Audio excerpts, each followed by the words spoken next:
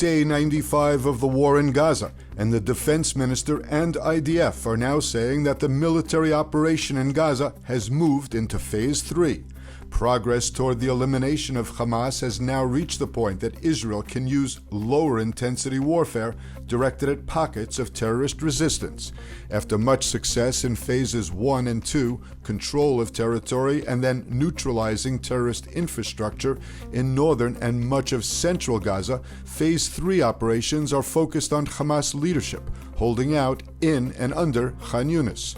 In interviews with international media, Defense Minister Gallant and the IDF spokesman said that moves into the southern part of the densely populated Palestinian enclave require different tactics in order to avoid civilian casualties. Prime Minister Netanyahu visited the northern border city of Kiryat Shmona hours after the center of town was targeted by Hezbollah RPGs fired from Lebanon. Netanyahu told IDF reservists that Israel prefers to restore security in the area without going to war with Hezbollah, but that it is ready to do so if needed. A short time later came news from Lebanon of the killing of a senior commander in Hezbollah's elite Radwan force. The commander was Wissam al-Tawil, killed when he and another Hezbollah fighter were targeted in their car about 15 kilometers north of the Israeli border. Al-Tawil had a leading role in managing Hezbollah's operations in South Lebanon. Defense Minister Gallant painted a graphic picture for Hezbollah if they are not deterred. He told the Wall Street Journal that Israel can copy-paste the Gaza war to Beirut.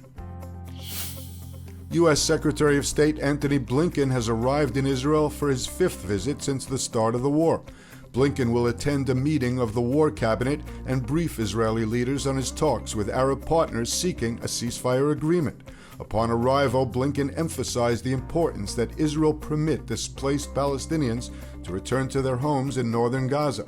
The international community has been urging Israel to de-escalate its offensive against Hamas and pave the way for an end to the war.